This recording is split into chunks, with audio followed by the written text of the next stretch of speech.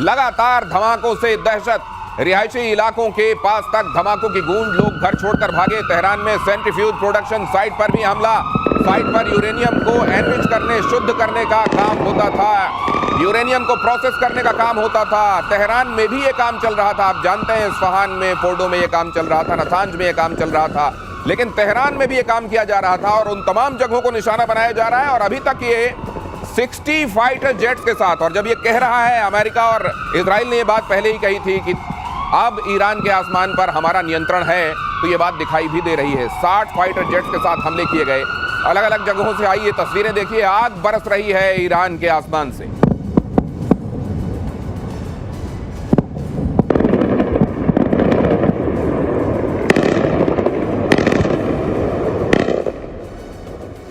और अगली खबर, इजरायली एयरफोर्स के अटैक से ईरान का के इस्फहान में जबरदस्त धमाका। आईडीएफ के सटीक हमलों से पूरा शहर दहला। ईरान के काशान शहर पर भी इजरायली फोर्स का एयर स्ट्राइक, हमले में पुलिस हेडक्वार्टर ध्वस्त। तो ये देखिए आप, वो तमाम जगहें जिन पर ईरान का असल में एस्टेब्लिशमेंट हुआ करता है, वो एक एक करके आपको खंडहर होती हुई दिखाई दे रही हैं। हालांकि ईरान का दावा तो ये भी है कि हमारे नागरिक ठिकानों को निशाना बनाया जा रहा है। इजराइल ये कह रहा है कि असल में काम तो आप ये कर रहे हैं और हमारे ऊपर तोहमत लगा रहे हैं, लेकिन यहाँ देखिए ईरान में कहीं आग दिखाई दे रही है, कहीं धुआं, कहीं खंडहर, श्मशान सा होता जा रहा है पूरा का पूरा ईरान। इन खबरों का मायना, इन खबरों के मतलब समझने हैं अगर आपको, तो आइए चलते हैं मेजर गौरव आर्य के पास, और एयर मार्शल पीके श्रीवास्तव हमारे साथ इस चर्चा में जुड़ रहे हैं। ये तो तबाही और ज्यादा तबाही यही चल रहा है ईरान में। बिल्कुल आप ठीक कह रहे हैं दिनेश, जिस लेवल पे अब इजराइल और ईरान की लड़ाई पहुंच गई, और जो बातें डोनाल्ड ट्रंप ने बोली हैं, डोनाल्ड ट्रंप ने यह बोला है कि अब डील नहीं होगी, डील का वक्त चला गया, now we want total surrender. एक जमाना था कि जब दुनिया कहती थी ईरान से कि साहब बातचीत कर लेते हैं, मोल भाव कर लेते हैं, आप थोड़ा सा पीछे हटो, हम थोड़ा सा पीछे हटते हैं, चलो बीच का पाथ निकालते हैं। ईरान ने मना कर दिया। आज की तारीख में नेतन्याहू ने मन बना दिया है कि इसको गाजा बना देगा तेहरान को, और वो कर भी रहा है। जो आप कह रहे हैं कि 60 हवाई जहाज किसी देश की राजधानी के ऊपर कैसे उड़ सकते हैं, हाउ इज इट पॉसिबल? इसका मतलब आपका एयर डिफेंस का सिस्टम उसने पूरा का पूरा ध्वस्त कर दिया है, ये चकनाचूर कर दिया है। अब इन लोगों के पास और कोई चारा नहीं है, ऊपर से मौत बरसेगी, ये बात तय है। और जो सर बता रहे थे ना, वो पेनिट्रेटर, वो जीबीयू सर जो आपने बताया था 57 जीबीयू 57 के बारे में सर ने बताया था, उसमें यह सलाहियत है कि 200 फुट नीचे जमीन पे जाके फटता है। पहले वो ड्रिलिंग मशीन की तरह ड्रिल करता है, फिर वो जाएगा, फिर नीचे चाहे न्यूक्लियर हो चाहे खमेनेई हो, दोनों को ढूंढता है वो। दिनेश, एक और बात है, अगर आपको याद रखना है, गजब बॉम्ब है, अंदर जाकर फटता है जीबीयू, और ये सत्ताधीशों को। एक बात और है, ये कारनामा इजराइल पहली बार नहीं कर रहा है। इसने ऑप ओपरा के नाम से बगदाद में 1981 में ऐसे ही F-16 जाके मारा था, उनका जो न्यूक्लियर प्लांट था। उसके बाद 2006 या 7 में सर ये सीरिया तो मारा था। सर इतिहास आपसे जानेंगे, आज तो ये वर्तमान में बता दीजिए कि इनका बाबर 373 और S-300 कहीं कुछ तो करते दिखाई देना चाहिए। कैसे करेगा? उन्होंने तो सारे मार दिए, आप सुन नहीं रहे हैं, 100 से ज्यादा लॉन्चर्स मार दिए। तो ये कह रहे हैं कि अक्टूबर में ही पिछले साल निपटा दिया था 2024 में। ये बात सही है कि अभी अभी इनको ढेर किया है ये ड्रोन से? कुछ तब ढेर किए थे, कुछ नीचे तो सेना है, नीचे अच्छा, जो उनकी जो मोसाद की यूनिट्स भी चल रही है साथ साथ। तो मतलब इनके आसमान में अभी ये चाहें तो ये परिंदे को भी नहीं मार सकते। मैंने आपको बताया, उसका वर्चस्व ये है कि आप रिफ्यूलिंग कर रहे हैं। ये तो मतलब ये तो कंपनी बाग में टहलने जैसा हो गया कि आराम से गए और टहलते हुए आप चाय पी रहे हैं। ये वो वाली बात है। अगर एयर टू एयर, मतलब एयर में अगर रिफ्यूलिंग हो रही है, तो आप ये समझ लीजिए कि कितने निश्चिंत हैं वो फाइटर जेट से ऊपर रिफ्यूल कर रहे हैं। ईरान के पश्चिमी बॉर्डर से फौज पीछे हटी। अगली खबर देखिए, इजराइल के लगातार हमलों से डरी ईरानी फौज, पश्चिमी बॉर्डर छोड़कर मध्य ईरान की तरफ भागी फौज। लेकिन इस्फहान तक भी अगर हमले हो रहे हैं तो फिर ये कहां तक भागेंगे? मुझको लगता है अगर वहां तक इजराइल की पहुंच है तो वो इतना भाग के भी कहां जाओगे? देखिए, जहां भागने का उनका मन था, जिस देश ने इनको वादा करा था कि 80 भी मुसलमान थे तो मुसलमान, उसने अपना बॉर्डर बंद कर दिया भाई। हाँ, बॉर्डर बंद कर दिया उसने बॉर्डर बंद कर दिया। और वो कह रहा है कि जबानी तुम्हें कुछ भी चाहिए, अगर तुम्हें ट्विटर पे, इंस्टाग्राम पे, फेसबुक पे कोई भी मदद चाहिए तो तुम बताओ। इंस्टाग्राम पे जो मदद चाहिए हम तुम्हारे साथ हैं, लेकिन जमीनी मदद हम तुम्हारी नहीं कर पाएंगे। इन लोगों ने अपना बॉर्डर कर दिया है बंद, सील पैक हो गया है ईरान और पाकिस्तान का बॉर्डर। अब बेचारे भाग के जाएंगे, कहां जाएंगे? ये मिडिल ईस्ट का नक्शा थोड़ा समझने की कोशिश करते हैं, खासतौर से ईरान। अब ये ईरान यहां दिखाई दे रहा है, ये इराक यहां दिखाई दे रहा है, और यहां पर ये इजराइल दिखाई दे रहा है, ये सीरिया के बाद। बिल्कुल, ये ऊपर टर्की है इस तरफ, ये ईरान में यहां पे जो हमले हो रहे हैं, मतलब ये क्या अब इस तरफ भाग रहे हैं, और यहां पाकिस्तान से ये तवक्को है कि गेट खोल दो। ये देखिए, ये जो इलाका है, इस इलाके को कहते हैं सिस्तान बलोचिस्तान। अच्छा, ये सिस्तान बलोचिस्तान है, ये पाकिस्तान वाला बलोचिस्तान है, ठीक है, तो पाकिस्तान में है, और इधर भी अफगानिस्तान में। ये पूरा यहां पे जहां पे ये है पूरा, ये पूरा इलाका भाइयों ने ब्लॉक कर दिया कि तुम इधर मत आना, तुम इधर आना मत, इधर कोई जाएगा नहीं क्योंकि अफगानिस्तान है। ठीक है, यहां पे सुन्नी मेजोरिटी है, हाँ। शियाओं के साथ क्या करेंगे आप भली भांति परिचित हैं। यहां पे इराक है, हाँ। इराक का वैसे ही बेड़ा गर्क हो रखा है, राइट, बहुत मुश्किल है। एक उनको उम्मीद थी पाकिस्तान से, पाकिस्तान ने इन्होंने पीठ पे खंजर उतारा। लेकिन वो पाकिस्तान वाले कह रहे हैं कि भाई साहब अगर यहां हमने कर दिया, हमको अपना पूरा फौज का ज्यादातर हिस्सा यहां डिप्लॉय करना पड़ेगा। इधर वाले में क्या होगा, फिर तहरीक तालिबान पाकिस्तान उसके लिए फ्री फॉर ऑल हो जाएगा। और वहां मोदी जी कह रहे हैं कि ऑपरेशन सिंदूर खत्म नहीं हुआ। हाँ, ये भी सैंडविच कहते हैं इसको। हाँ, नहीं, दूसरी बात और, बेंजामिन नेतन्याहू ने कई साल पहले कहा था कि ईरान के पास और पाकिस्तान के पास न्यूक्लियर नहीं होना चाहिए। तो अब इस बात से पाकिस्तान में हड़बड़ी मची हुई है कि ईरान का तो जो हो रहा है वो हो रहा है, हमारा अगला नंबर है क्या? अब ये देखिए, जज्बे वाली कौम है। मैं इनके टेलीविजन प्रोग्राम देख रहा हूं पिछले 4-5 दिन से, और पाकिस्तान में इतना खौफ है, इतना खौफ है। कहता है एक बात करता है अखंड भारत की, एक बात करता है ग्रेटर इजराइल की, तो कहता है फिर खान साहब आप बताइए क्या चल रहा है। कह रहा है अरे भाई बीच में हमें ना निपटा दें ये दोनों मिलके, क्योंकि इनके बॉर्डर मिल जाएंगे। फिर ये बातें चल रही हैं। मारा जा रहा है ईरान को, और थप्पड़ जो है ना वो उधर जाकर पाकिस्तान तक को लग रहा है। अब ये देखिए क्यों होता है। आपको मालूम है, अगर एक कमरे में परीक्षार्थी बैठे हुए हैं और अचानक फ्लाइंग स्क्वाड आ जाए और नकल चेक करने लगे कौन कौन लेकर आए, वो जो कोने में बैठा होता है ना अंदर लेकर, वो भी खर्रा लेकर फड़फड़ा रहा होता है कि न जाने यहां ना आ जाए। यही हो रहा है पाकिस्तान के साथ। ईरान में बड़े पैमाने पर internet blackout, social media platform इस्तेमाल करने पर पाबंदी। ईरानी सरकार ने अपने नागरिकों को चेताया, व्हाट्सएप टेलीग्राम का इस्तेमाल न करें, किसी भी लोकेशन बेस्ड ऐप का इस्तेमाल ना करें। इजरायली टारगेट किलिंग के बाद अलर्ट जारी, इजरायली ऐप्स के जरिए ट्रैक कर रहा है ईरान, कह रहा है। अब ये इनको हर जगह भूत नजर आ रहा है, हाँ। यहां भी भूत वहां भी भूत। अगर ये कर भी रहे हो तो इतने सारे कमांडर मारे जाने के बाद खामेनेई कह रहे हैं कि वो हो सकता है मॉस्को रवाना हो गए हो, कहीं किनारे से निकल लिए हैं। इस तरह की स्थिति में आपको व्हाट्सएप से डर लग रहा है? दिनेश, आप ये कह रहे थे ना ट्विटर पे सपोर्ट करेंगे, व्हाट्सएप पे सपोर्ट करेंगे, वो भी बंद हो गया। सपोर्ट कैसे रिसीव करेंगे? पाकिस्तानी व्हाट्सएप भी नहीं भेज पाएंगे कि हम आपके साथ खड़े हैं, आप चिंता मत करिए, आप बिल्कुल फिक्र न करें, पाकिस्तान एटमी मुल्क पाकिस्तान आपके साथ कह रहा व्हाट्सएप। बेसिकली क्या है, मैं आपको बता दूं कि इन लोगों ने 2-3 गलतियां करी। सबसे पहले सीनियर कमांडर्स को एक लोकेशन छोड़िए, इनको एक गाड़ी में भी ट्रैवल नहीं करना चाहिए। ये भाई 5-5, 6-6 बिल्कुल जैसे अंगूर का गुच्छा होता है, अंगूर के गुच्छे की तरह ये लोग लटक रहे थे कमरे में।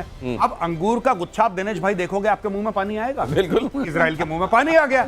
इजराइल ने वहीं पे बम मारा जहां पे अंगूर का गुच्छा था। एक साथ 5-5, 6-6 निपटे इनके। तो ये चीज हो गई। अब इनको डर लग रहा है कि व्हाट्सएप टेलीग्राम, अरे भाई चिड़िया चुग गई खेत, तुम्हारा जो खेल होना था वो खेल हो चुका है। अब व्हाट्सएप, अब एक बात बताइए, कोई बेचारा सब्जी बेचने वाला तेहरान में वो व्हाट्सएप चलाएगा, इजराइल उसकी लोकेशन जान के क्या करेगा? ये तो आपके जो सरकार वाले, और ये खुद ट्वीट कर रहा है खामेनेई। मैंने अपनी ट्वीट में मैंने उसको बोला था कि सर ऐसा है कि आप कोई भी इलेक्ट्रॉनिक डिवाइस ऐसी अपने साथ लेकर मत चलना, और अगर किसी ने आपको कोई मोबाइल फोन गिफ्ट करा है ना कुछ दिन पहले, तो आप सबसे पहले उसको ठिकाने लगाओ, क्योंकि यहूदी ढूंढ रहे हैं आपको। ये Jews are looking for you।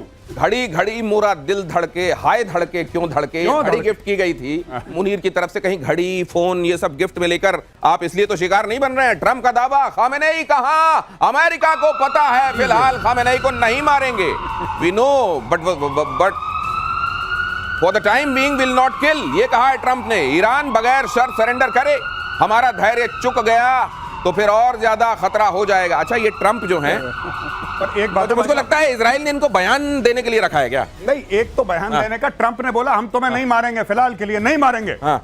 फिर कल पता लगेगा कि हो गया, फिर वही बात करेगा जो हम कल कह रहे थे कि मैं मजाक कर रहा था। मजाक।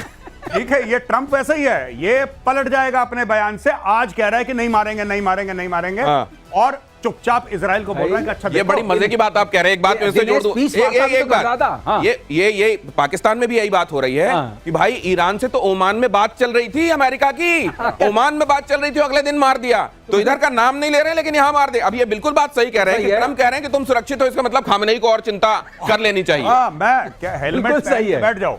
हाँ, तो यही डरने की पूरी बात है, वो कह रहा है कि पूरी बात है, क्योंकि ये जो ट्रम्प है ये बोलता कुछ है, कहता कुछ है, सोचता कुछ है, और तीनों चीजों में कोई रिलेशन नहीं है इसके।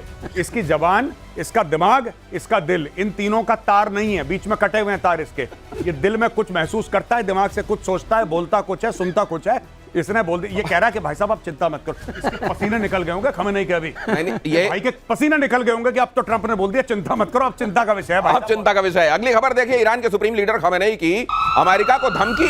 अमेरिका ने हमला किया तो गंभीर अंजाम भुगतने होंगे, हम किसी भी सूरत में सरेंडर नहीं करेंगे। खमेनेई ने कहा सैन्य हस्तक्षेप अमेरिका के लिए विनाशकारी होगा, खमेनेई ने कहा।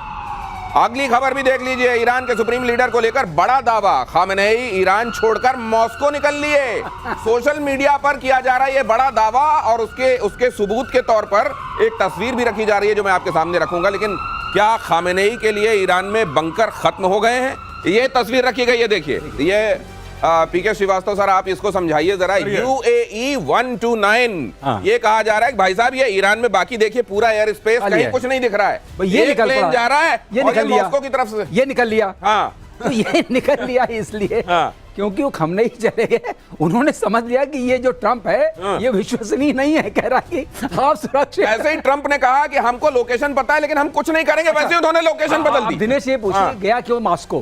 क्योंकि अभी पुतिन ने इनको हैप्पी बर्थडे कहा है ट्रम्प को, अच्छा, उसका ख्याल रखते हुए उसने कहा मॉस्को ही सुरक्षित जगह है।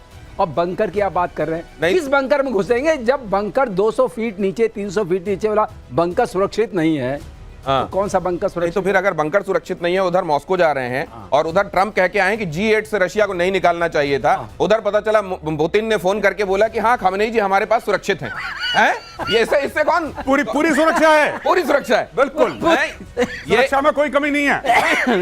ये बिल्कुल संभव है। अब ये सिस्टम से बाहर है, अब ये सिस्टम से बाहर। अब आप ये देख लीजिए कि अगर इन्होंने बयान दिया हम सरेंडर नहीं करेंगे, उसके तुरंत बाद एक प्लेन टेक ऑफ करता है और मॉस्को की तरफ निकल लेते हैं, और वो कह रहे हैं कि अमेरिका को ये बहुत भारी पड़ेगा, और पता चल रहा है वो मॉस्को में पुतिन के बगल में बैठे। आप सोचिए वैसी स्थिति, कैसी स्थिति है ईरान के लिए, ईरान की आवाम के लिए। ईरान पर जंग में उतरने की तैयारी में ट्रंप। अगली खबर देखिए, अमेरिकी अफसरों का बड़ा दावा, न्यूक्लियर साइट्स पर अमेरिका हमला कर सकता है। फोर्डो साइट पर इजराइल के साथ मिलकर अटैक पर विचार चल रहा है। ट्रंप आज रात युद्ध में कूद सकते हैं, इजरायली मीडिया कह रही। किसी ने कहा मेजर साहब कि फोर्डो की स्पेलिंग बनती है FORDO, फोड़ दो। अब ये फोड़ दो कह रहे हो, और फिर इजराइल की क्या गलती है? फिर इजराइल बोलेगा हमने तो वही सुना जो आपने बोला। ये B-52 इनके बॉम्बर्स हैं, डीगो गार्सिया में 6 के 6 पड़े हुए, 6 के 6, और उसमें वो GBU-57 उन्हीं में लोड रहता है। वो 2-4-1 में डाल के 6 के 6 उड़े। अच्छा, उनका जो रेडियस है पूरा फ्लाइंग का, यानी कि जितने वो जाके वापस आ सकते हैं, वो 11-12 हजार किलोमीटर अपना ट्रैवल कर सकते हैं विदाउट रिफ्यूलिंग। यानी कि यहां से अच्छा, दूसरी चीज वो स्टेल्थ है, दे आर स्टेल्थ।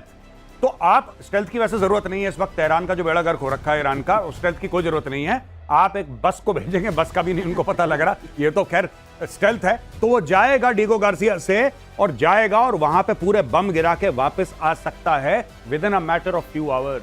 और दिनेश खास बात यह है कि अगर 200 फीट तक गया, एक के ऊपर दूसरा जा सकता है। तो 200-400 हो गया फिर। तो 400। तो ये बचने वाली जगह नहीं है, इसमें कोई शक नहीं है कि ये पता चल गया है ये जहाज उसी लिए है। हर चीज का एक इंडिकेशन होता है ना। तो बंकर भी सुरक्षित नहीं है, और फोड़ दो ही है। इसीलिए क्या खामेनेई साहब मॉस्को चले गए? अगर ये बात सच है तो हम इसकी जवाबदारी नहीं ले रहे हैं, ये दावा किया जा रहा है। इजराइल ने अमेरिका से मांगा बंकर बस्टर बम।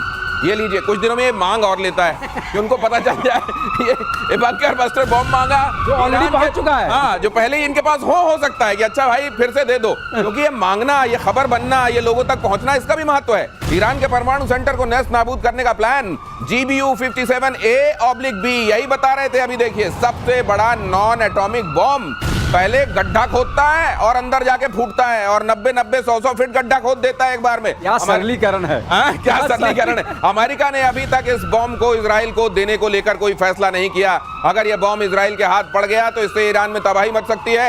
ऐसी भी आशंका है कि अगर इजराइल ने इस बॉम्ब से परमाणु प्रतिष्ठानों को निशाना बना दिया तो ईरान में न्यूक्लियर रेडिएशन फैल जाएगा, तेरा तुझको अर्पण हो जाएगा, जो आम लोगों के लिए घातक हो सकता है। अब ये जो बना के बैठे हुए हैं अपने घर में, ये गए और एक आध फोड़ फाड़ दिया इन्होंने और रेडिएशन लीक हो गया, तो फिर ईरान तो पीढ़ियों तक रहने लायक नहीं रहेगा।